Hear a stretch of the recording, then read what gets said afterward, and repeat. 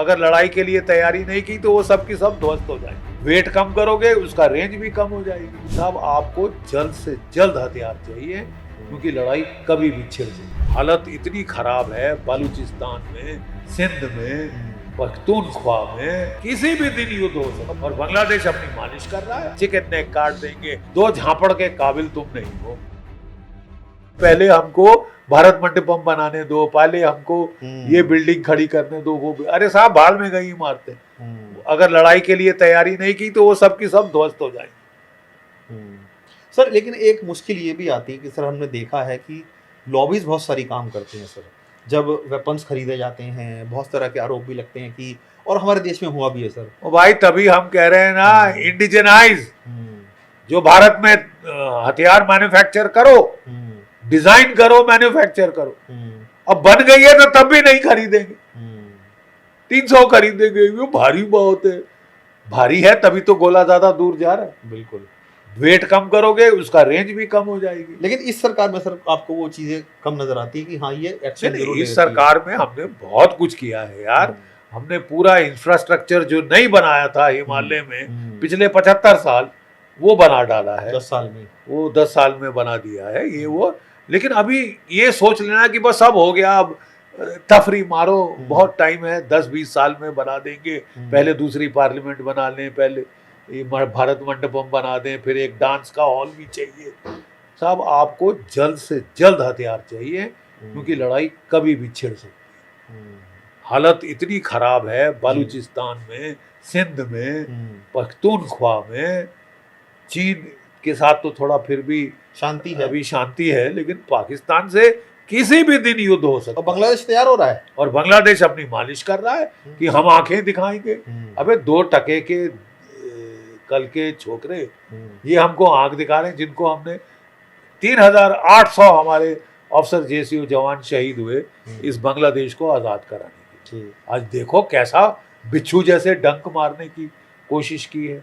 ये 2 टके का मोहम्मद यूनुस, जिसको पैराशूट किया था अमेरिका ने राजा बनने का बांग्लादेश का, वो वहां के रजाकार्स को सेंटर स्टेज लाए।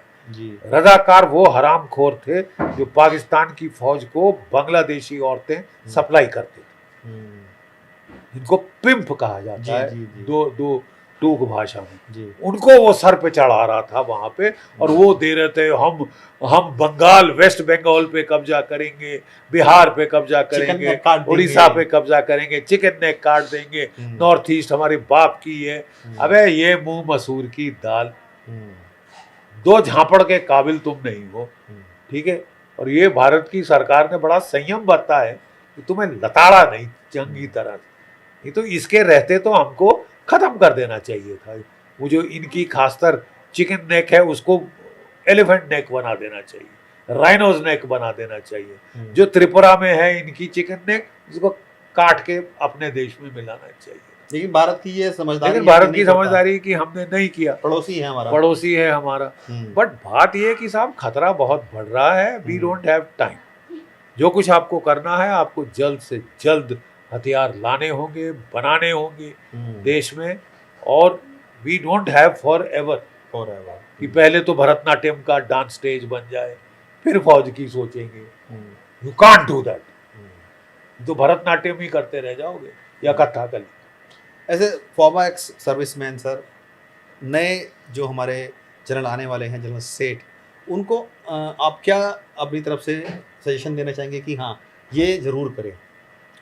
मैं यही उनको सजेशन दूंगा कि वो फायर पावर फौज की बड़ी स्पीड से बढ़ाएं, क्योंकि fire power is a war winning factor. Drones तो हमारी फौज ने अच्छी तरह से इस पे काबिलियत पा ली है और होल्ड पकड़ लिया है। मिसाइल्स और लाएं, क्योंकि अगर एयर पावर में कमी होगी तो हमको मिसाइल्स और आर्टिलरी से मेकअप करना होगा। ये वो जल्द से जल्द कर लें, क्योंकि लड़ाई कभी भी छिड़ सकती है। मुझे पक्का यकीन है वो आर्मर्ड कोर के ऑफिसर हैं, तो वो जो हमारे टैंकों की अपग्रेडेशन है उसको बड़ी स्पीड से कराएंगे, और हमारी टैंकों की, तोपों की मेटलर्जी को जो सुधार चाहिए वो करेंगे। वो जानते हैं ये सब।